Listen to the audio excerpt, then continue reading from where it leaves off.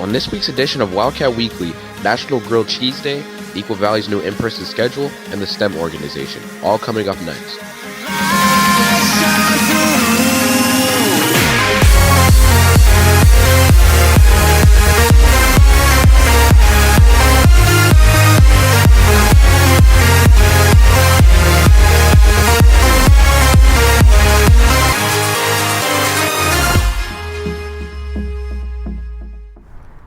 Hi, and welcome back to this week's edition of Wildcat Weekly. I'm your host, Xavier Harris.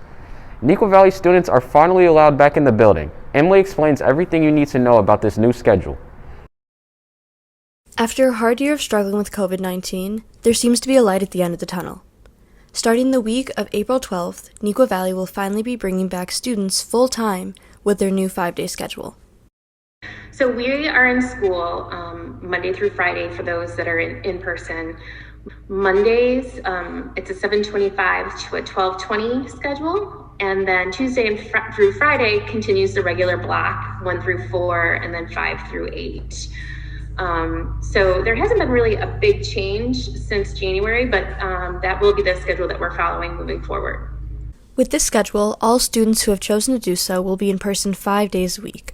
And while COVID-19 still poses a threat, many precautions have been taken to ensure student safety. The biggest piece of this is making sure students are wearing their masks at all times, which, we've been doing. Hand washing, making sure that when you can, you keep a social distance, and just really practicing just good habits of cleanliness and making sure that you're following those protocols. Making sure that limited number of students in a bathroom at a time. Obviously, making sure that we can social distance in a classroom, use hand sanitizer throughout the day. I think that's one of the ways that we can keep ourselves safe at all times. For a multitude of students, these changes could be very stressful, but there are many ways to prepare for this return to academic normalcy. Like anything else, it's about perspective and having a positive attitude, getting up earlier in the morning, so having that routine and keeping consistent with that routine would be helpful as well. Again, the bottom goal is to get everybody back in the building as quickly as possible come next fall. We wish all Neuqua students good luck with their transition into the 5-day schedule. And for Wildcat Weekly, I'm Emily Baptista. This nonprofit organization gives every student the opportunity to succeed in the STEM world. Sam shares the story about Sprouting into STEM. Sprouting into STEM is a nonprofit organization that a Neuqua student, Irini Kapsis, started to ensure students have an equal opportunity to excel in the STEM field. Tutors are paired with students to help them advance forward in the STEM field. Irini talks about her experiences being the founder of this local organization. Okay. Well, hello everyone. My name is Irini Kapsis. I'm the founder and president of Sprouting into STEM, and today we have a student from UPenn. So Sprouting into STEM, we started it 2 years ago, and it started off pretty small. We were just collecting donations at the time, but we wanted to branch out and not just collect donations, but also, put our services out there by using tutoring as one of the ways that we're doing it. But our goal is just to help all students excel in the STEM fields and in other curriculum, and just have them enjoy what they're learning instead of being forced to learn it. With these students in need of a tutor, Sprouting into STEM has brought together many knowledgeable tutors to help out with the teaching. I wanted to get involved with more clubs at Neuqua, and I knew my friend had just started up a new nonprofit, but tutoring was a really good option to get that experience and to build your leadership skills and just a better understanding of the topic that you were tutoring. If you know of a younger sibling or maybe a younger friend in need of tutoring, Irini explains how to join. To join as a student, you just need to email us, either have your parent or yourself email and have a signed permission slip that's also found on the website.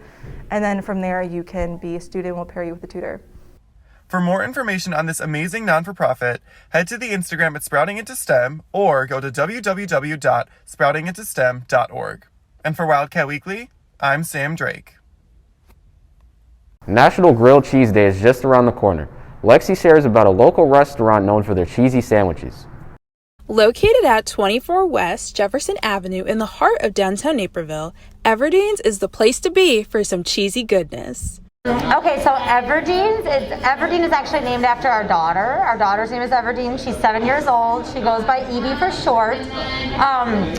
But it all kind of started as my husband and I traveled for 11 months for our honeymoon, and we were in a camper van in Australia and super broke. And so we ended up making grilled cheeses every day in our camper van and tomato soup, because it's like all we could afford was bread, butter, and cheese. And we've always wanted to open a restaurant. We both have been in the restaurant industry for a really long time. We both grew up in Naperville, so we've worked like all over downtown Naperville.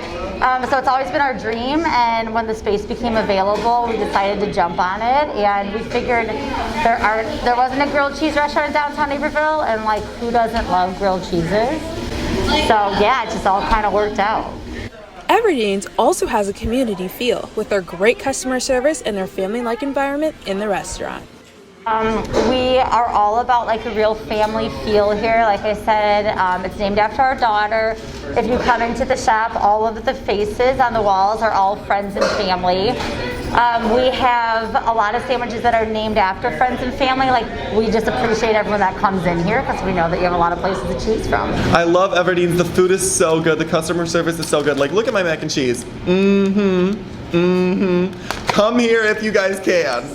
Come on out to Everdeens for a delicious cheesy sandwich. And for Wildcat Weekly, I'm Lexi Magalu. Sahir interviews people who welcome pets during the pandemic for National Pet Day on April 11th. During the pandemic, many people welcomed new pets. In honor of National Pet Day, I interviewed some new pet parents. This is Toby. He's about 4 months old. We just got him in March, first week of March. It's like raising an infant. We have toys laying around the house to keep him busy. And we had a lot of time on our hands. Normally we have busy lifestyle. We're out running and with me doing athletic training and things like that. But because I was home, I figured we'd be able to train a puppy and give it the time that it needs to raise a puppy. So that's why we got him. With the pandemic, it's something to keep us busy and something to care about during this whole pandemic. We got one about 10 months ago now, and so she is almost a year old. And then we loved her so much, and she was such a active and outgoing dog, incredibly social dog, that we actually doubled down on it and went out and got another dog just a month ago. We were looking at timing, and then all of a sudden the pandemic hit. And I'll never forget, I like a couple weeks in, I turned to my wife and I'm like, you know what? We have all this time on our hands. This is a perfect time. So I sat her down, and the second thing was, I said, I think it's time for the dog. And she just looked at me and she goes, and she didn't even hesitate on that one. She goes, yep, time for the dog. And really, like, looking back at the pandemic and, being home more often is that we haven't really been down in the dumps or depressed or sad really at all over the last year, because we've been together as a family, and these dogs have added to our family. And so I really think that they've given us more joy. Happy National Pet Day. For Wildcat Weekly, I'm Sarah Vissel. Thanks for watching this week's edition of Wildcat Weekly. Have a great weekend, Wildcats.